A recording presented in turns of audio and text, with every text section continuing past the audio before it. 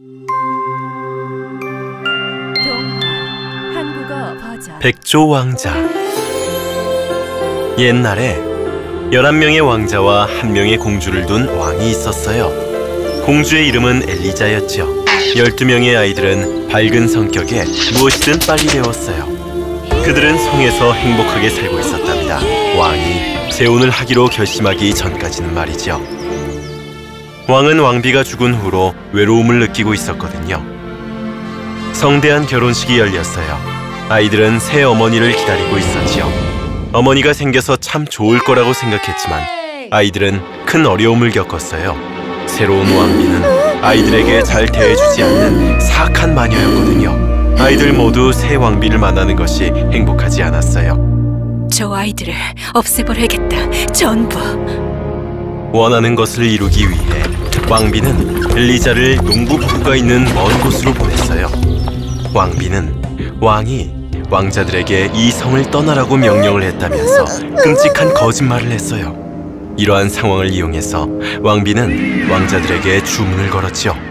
너희들은 남은 생애 동안 못생기고 말 못하는 새로 살아갈 것이다. 멀리 날아가거라 당장.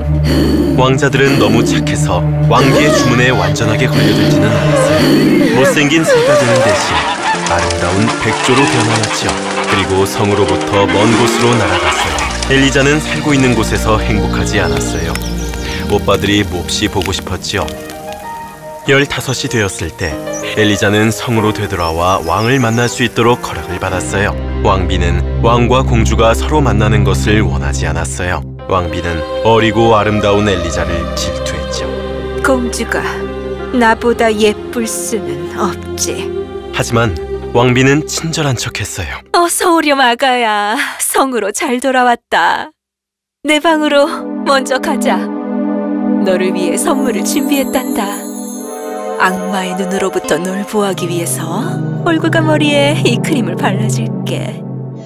그 크림은 엘리자를 못생기게 만들려는 왕비의 속임수였어요. 왕이 엘리자를 보고 몹시 화가 났어요. 이 못생긴 소녀가 내 딸일 리가 없다. 데려가라. 필요 없구나. 엘리자는 성에서 쫓겨났어요. 오빠들과 함께 성에 있기를 바랬는데. 엘리자는 오빠를 찾아 여행을 시작했어요. 숲속으로 들어가 작은 연못을 발견한 엘리자는 세수를 했지요. 그러자 놀랍게도 엘리자는 다시 아름다운 얼굴로 돌아왔어요. 숲은 우거져서 커다랗고 두꺼운 나무 사이로 햇살이 땅에 거의 닿지 않았지요.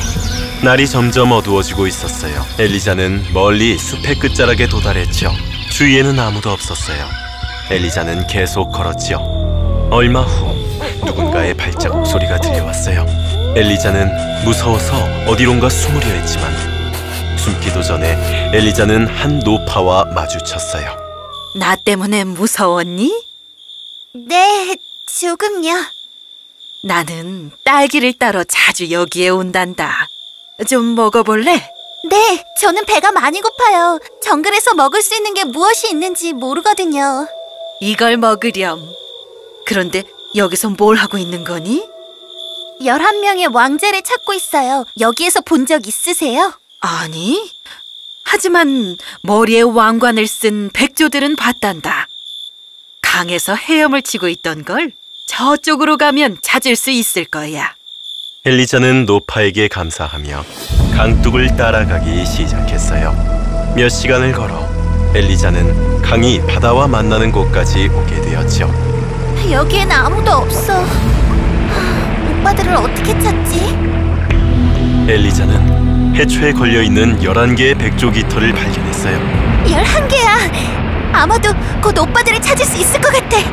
해가 막 지려 할 때 엘리자는 하늘에서 11마리의 아름다운 백조가 자신이 서 있는 해변을 향해 날아오고 있는 것을 보았어요. 그들은 엘리자 근처에 내려앉았어요. 태양이 지자 그들은 11명의 왕자로 바뀌었어요. 오빠!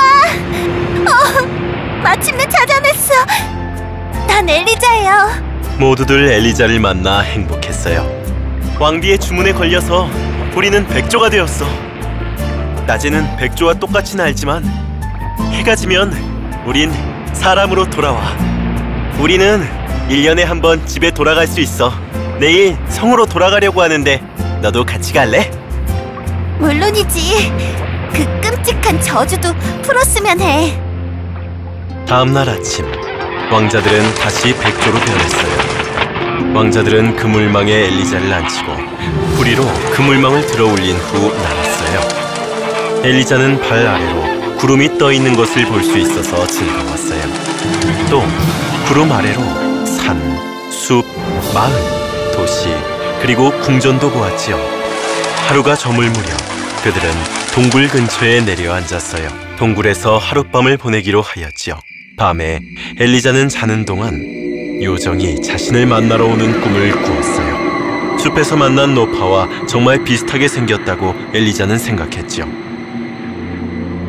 안녕, 엘리자. 나는 네가 뭘 걱정하는지 안다. 네, 오빠들을 저주에서 구하고 싶은데 어떻게 해야 하는지 모르겠어요. 내가 원하는 바를 이루려면 용기와 인내심을 가져야 한단다. 할 수 있다는 생각이 든다면 내가 방법을 알려주지. 오빠들을 위해서라면 무엇이든 할게요. 따갑고 고통스러울 거야. 그 고통 견딜게요. 제발 방법을 알려주세요. 특별한 쐐기풀이 이 동굴 근처 묘지에서 자라고 있단다. 쐐기풀을 뜯어서 잘 찧은 다음 그것으로 11벌의 코트를 짜거라. 그 코트를 백조에게 던지면 주문이 풀릴 거야. 여기에서 가장 중요한 것은 이 일을 시작한 순간부터 끝날 때까지 단 한마디도 말을 하면 안 된다는 거란다. 내가 말을 하면 오빠들은 죽게 될 거야. 네, 그렇게 할게요. 엘리자는 이렇게 말하면서 일어났어요. 하지만 그것은 꿈이었답니다. 엘리자는 오빠들을 찾았지만 모두 떠난 뒤였어요. 지금이 일을 시작할 때야. 엘리자는 밖으로 나가 쐐기풀을 뜯기 시작했어요. 따갑고 고통스러웠지만 엘리자는 하던 일을 계속했지요. 엘리자는 쐐기풀을 뜯어 동굴로 가져와서 찧었어요. 쥐 한 마리가 엘리자가 하고 있는 일을 보았지요. 쥐는 흥미를 느끼고는 엘리자를 돕기 시작했어요. 밤이 되자 오빠들이 동굴로 돌아와서 엘리자의 기이한 행동을 보았어요. 뭐하고 있어, 엘리자? 왜 대답이 없어? 조용히 있지 말고 얘기 좀 해봐. 엘리자는 뭔가를 하고 있는데 끝날 때까지 아무 말도 하지 않으려나 봐. 막내가 엘리자에게 다가가 손을 잡아 올렸어요. 찔려서 벌겋게 된 손을 보자 막내는 눈물을 흘렸지요. 눈물 몇 방울이 엘리자의 손에 떨어졌어요.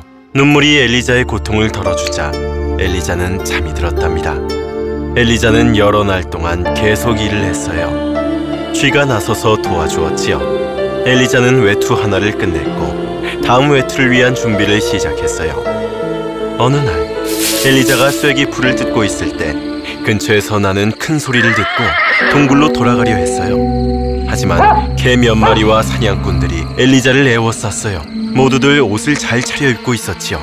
잘생긴 젊은 남자가 말에서 내려 엘리자에게로 다가갔어요.